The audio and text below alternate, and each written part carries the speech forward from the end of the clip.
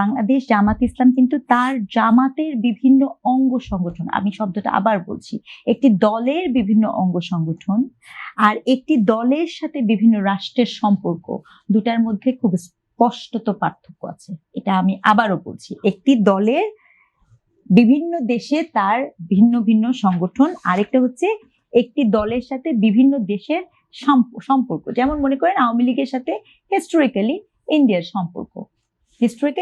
সম্পর্ক। এখন এই যে প্রধান শিক্ষামন্ত্রী মিলনের কথা বলছেন, এটি শিক্ষামন্ত্রী মিলন হচ্ছে বাংলাদেশ সরকার, রাষ্ট্র। তো বাংলাদেশ রাষ্ট্রীয় সরকার, সে সকল দেশের সাথে তার সম্পর্ক মেনটেন করবে, এটা খুব স্বাভাবিক। কিন্তু প্রশ্ন হচ্ছে, আমি যখন দল হচ্ছি, দল হয়ে আমার দলের বিভিন্ন বিভিন্ন জায়গায় যখন সংগঠন হয়, তখন যখন তার সাথে সম্পর্ক মেনটেন করি, সেটা ভূ রাজনৈতিক পরিসরে, যেখানে বাংলাদেশ ভূ রাজনৈতিকভাবে ভীষণভাবে সেন্সিটিভ, সেখানে এটা একটা রেড অ্যালার্ট।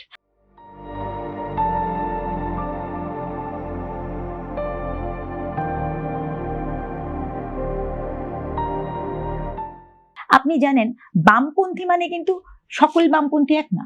বামপন্থীদের মধ্যে মাওপন্থী আছে, চৈনিক বামপন্থী আছে, তাদের মধ্যকার অনেক অন্তদ্বন্দ্ব আছে, ঠিক আছে? আপনি সবাইকে একই হোমোজেনাসলি দেখার কোনো সুযোগ নেই।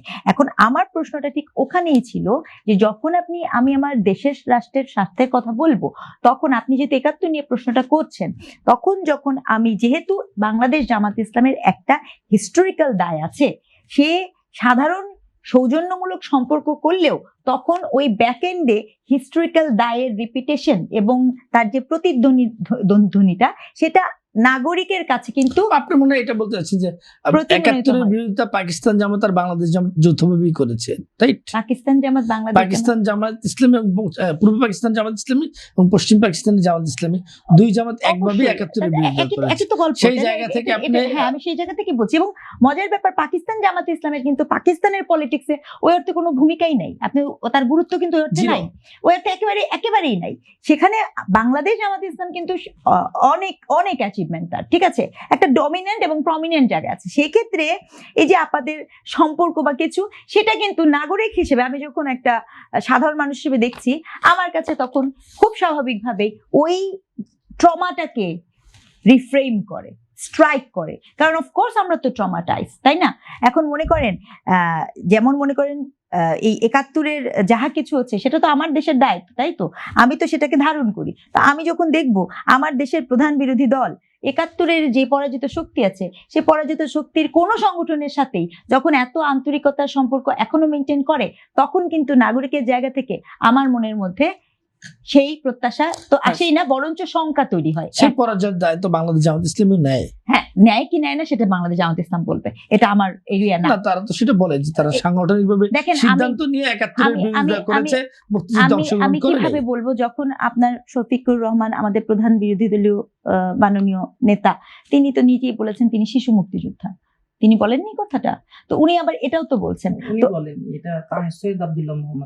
আচ্ছা, তাহলে উনি উনাকে রেফার করে বলেছেন, মানে উনার নামে রেফার করেছেন যে উনাকে এটা বলা হয়েছে। তাহলে এখন আপনি আমাকে বলেন যে আমি কি চাই? দেখেন, আমার কাছে কিন্তু আমি বারংবার একটা কথা বলি, ওই ঐতিহাসিক দায়কে একসেপ্ট করা চাই, ভুল আমরা সবাই করি, ভুলকে স্বীকার করা চাই, এবং আমি কিন্তু সকল মানুষের মানবিক মর্যাদা নিশ্চিত করা চাই। আমার অবস্থান খুব পরিষ্কার।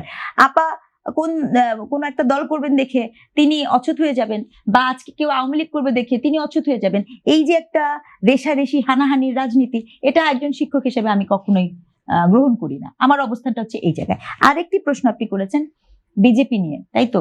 এখন বিজেপি যদি যেহেতু বিজেপি আপনার নিজেকে হিন্দুত্ববাদী দল বলে, বিজেপি নিজেকে একটি হিন্দুত্ববাদী দল বলে, ধর্মের রাজনীতি করে, যেহেতু বিজেপি এই ধর্মের রাজনীতি করে এবং বাংলাদেশ জামাতে ইসলামও ইসলামপন্থী রাজনীতি করে বলে এখন পর্যন্ত সেটাই সে প্রচার করে এসছে, সেখানে সে কি করবে না করবে সেটা ভিন্ন প্রসঙ্গ, কিন্তু সে এটাই বলছে। তখন আমি যখন পলিটিক্যাল অ্যানালাইসিস করব, আমার কাছে বিজেপি এবং বাংলাদেশ জামাত ইসলামের যে পলিটিক্যাল আদর্শ, সেখানে আপনি দুটো জায়গাতেই আপনি ধর্মভিত্তিক রাজনীতি করছেন। এক বাক্যের কথা, আপনাদের রাজনীতির মূল মেনশন হচ্ছে ধর্মভিত্তিক। এখন ওনারা এটা বলবেন যে আমরা ধর্মভিত্তিক না হলেও বিজেপি তো সেখানে অনেক বেশি অত্যাচারিত, ইত্যাদি ইত্যাদি ইত্যাদি ইত্যাদি। মনে রাখা প্রয়োজন, বিজেপি সেখানে সরকার গঠন করেছে, বাংলাদেশ জামাত ইসলাম তো এখানে এখন পর্যন্ত সরকার গঠন করতে পারেনি।